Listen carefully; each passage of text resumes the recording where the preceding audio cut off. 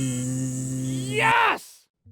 What is up, and welcome back to Congruent Academy, the place for people in process. If you're new here, I'm Cal, and I'm getting my act together one video at a time. When I say the word procrastination, what comes to mind for you? For me, it's the image of someone in third person seeing what they believe to be a mountain of some responsibility or obligation and immediately turning around and running in the opposite direction. Now, if there's anything that I'm an expert in, it's procrastination. I'm like a master procrastinator, and that's why I'm making this video, because I've been working a lot on that over the last few years. And while I still catch myself procrastinating, I can confidently say it's a lot less than I would, and I'm feeling like I'm moving on from that way of living as far as feeling incredibly inhibited by my procrastination. And so this isn't a video about how to completely destroy procrastination entirely from your life. I'm not there yet. And I'm saying that to you because I want to be clear that this video is one that's not intended to shame you. I'm not going to be here judging anyone who's watching this video that does in fact procrastinate. I'm in no position to do that, considering how I spent what feels like years wasting time. But as someone who's proud to be a time waster in recovery, I want to share some of the ways that I was wasting time and how I started to do something about it. I want to preface this video by saying sometimes our reason for procrastination may be valid. Perhaps we're putting off something that is incredibly daunting or uncomfortable. Perhaps we aren't ready to do the thing that we're putting off, or maybe we'll need to get assistance or guidance. There are certainly situations in which procrastination may be the best thing to do. I'm not talking about those situations in this video. I'm talking about the times where you know that you're just dilly-dallying and wasting your time. Like always though, watching this video is not enough. Taking action is critical. There are lots of channels out there that I would watch all the time that have great tips, though without actually implementing the tips in my life, it ended up being a total waste of my time, which is the last thing that I want to do for you. So if you're procrastinating in watching this video, just turn off the video. Get back to what you've got to do. This will be here when you get back. With that said, let's get into it.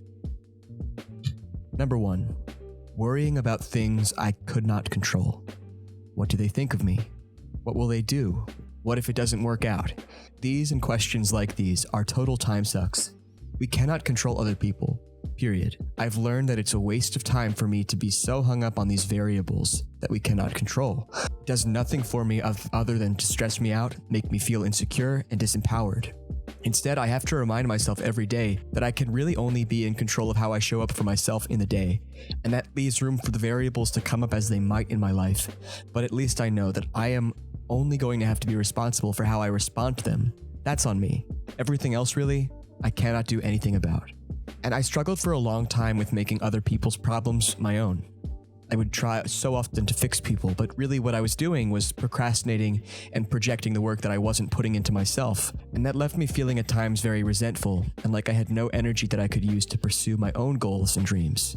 So fill your cup first, ladies and gentlemen. That way, even if your impulse is to help others, which is incredible, and we should all be in the spirit of doing that when we can, you're going to be in a much better position to help someone once you've helped yourself. That's why they say when you go onto an airplane, for example, and the oxygen masks come down, you're to put on your mask first before helping the people beside you.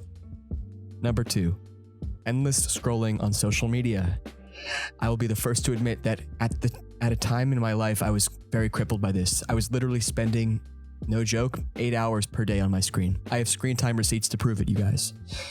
I can't believe it now, but yeah, I think it's fair to say that I had a full-blown addiction to social media. And I get it if you do too. There's so much awesome stuff going on there. Your friends are on there, things that you want are on there, and it's like an arcade meets summer camp meets casino. Except at the end of the day, when you look around and you're by yourself and you realize that you didn't actually get anything done in the day, that's a really bad feeling. I would feel ashamed and sad, and that combination that you get when you know that you've wasted time. But think about that. If I could go back and spend those 8 hours a day doing something epic, like, I don't know, learning how to play piano or some instrument, I'm somewhat haunted by the void of the experiences I could have been having and the skills that I could have been developing. And guys, this is only going to become more of an issue the more immersive the internet becomes. I know it seems strange that this is coming from somebody who is saying this to you on a social media platform of all things, but obviously in the 21st century, that seems to be the best way to get a message out there as it happens. So I'm not saying that we should all go back to reading by candlelight in the evening and not checking your Instagram again, but at the end of the day, like so many other things, this is just about balance. Something that I do sometimes, especially when I feel like it's time to set a boundary with my social media, is I will literally delete apps for a period of time so that I don't have them accessible to me. and that's worth trying. Another option is setting aside time to be unplugged in your day. I've focused on gradually phasing out the chronic use of social media, and I'm so grateful to have more time back to do the things that are real and more meaningful to me. Number 3, setting goals with no follow-through. Yeah, again, this is a big one for me, saying a lot more than I do. And not only did this lead to me wasting time, but across time it began to warp my sense of self into believing that I was someone who just wasn't capable of taking action at all. And that's quite a hole to try to dig yourself out of.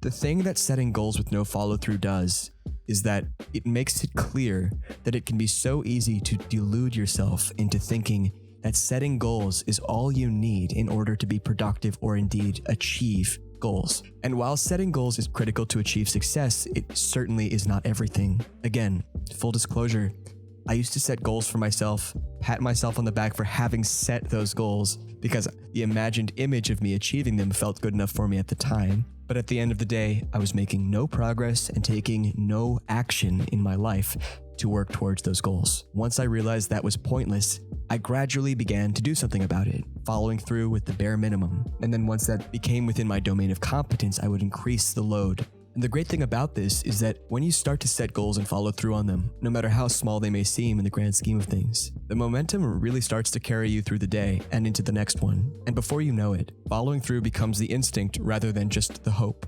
You have to be prepared to face that some of the goals that you may be pursuing right now are counterproductive, or you may experience setbacks in the pursuit of a goal, and that isn't always an easy pill to swallow. One thing that I want to mention is that regardless of whether or not you achieve your goal, knowing that you are the version of you that set them and pursues them is sometimes more important than the goal itself, because goals change across time.